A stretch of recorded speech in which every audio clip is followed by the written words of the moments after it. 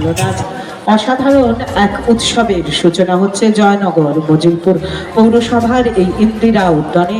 প্রধান অতিথি হিসেবে রয়েছেন শ্রী বিশ্বনাথ দাস মহাশয়, মাননীয় বিধায়ক, তার সঙ্গে রয়েছেন আমাদের পৌর প্রধান শ্রী সুকুমার হালদার মহাশয়, উপপৌর প্রধান রয়েছেন শ্রী রথিন কুমার মণ্ডল, সাথে রয়েছেন আমাদের জয়েন্ট বিডিও স্যার, রয়েছেন জেলা পরিষদের সদস্যরা, রয়েছেন আমাদের সম্মাননীয় কাউন্সিলররা। সকলের সম্মিলিত হাতের শুভ স্পর্শে আজকের এই শুভ উদ্বোধন অনুষ্ঠিত হলো। আমরা সদরের মহকুমা তথ্য ও সংস্কৃতি আধিকারিক আমাদের স্যারকে আমরা বরণ করে নিলাম। পাশে রয়েছেন শ্রী কামিনী রঞ্জন রায়, বারুইপুরের মহকুমা তথ্য ও সংস্কৃতি আধিকারিক, তাকেও আমরা ঠিক সমানভাবে শ্রদ্ধার সঙ্গে বরণ করে নেব।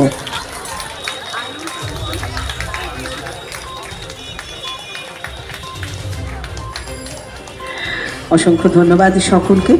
বিশিষ্ট অতিথিদের দ্বারা এবার আমরা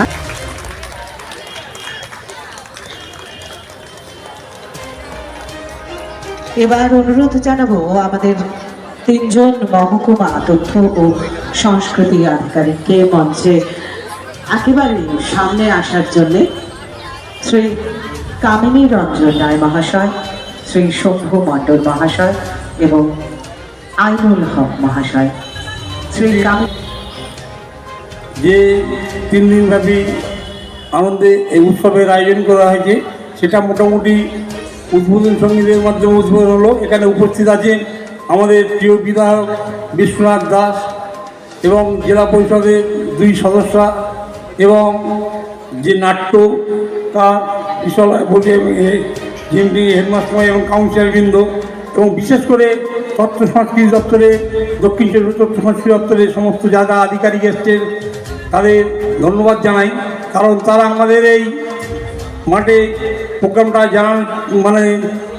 করার জন্যে আমাদের এলাকার লোক বিভিন্ন গ্রামীণ ভাষা সম্বন্ধে জানতে পারবে, এবং যেগুলো আগে ছৌ নাচ থেকে কীর্তন থেকে কথা সব কম্পিউটারের মধ্যে সীমাবদ্ধ থাকার একটা পরিকল্পনা দেখা যাচ্ছে।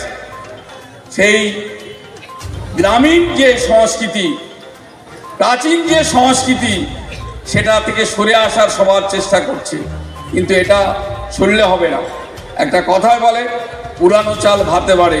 পুরানো সংস্কৃতি আবার ফিরে আসবে, সেই সংস্কৃতি মানুষের প্রাণের হৃদয়ের স্পন্দন ঘটাবে, এটা আমরা আশাবাদী। আমি আশা করি এই 3 দিন প্রোগ্রাম, এই জেলার প্রোগ্রাম আমার বিধানসভায় যেহেতু দিয়েছে, এই বিধানসভার এই প্রোগ্রাম সর্বাঙ্গ সুন্দর হবে এবং সবাই আনন্দ ভোগ করবেন, এবং জেলার তথ্য সংস্কৃতির যে উদ্যোগ, সেই উদ্যোগ প্রসারিত হবে, এটুকু আমি আশাবাদী। এই আশা রেখে আমি আমার সংক্ষিপ্ত বক্তব্য শেষ করলাম। নমস্কার।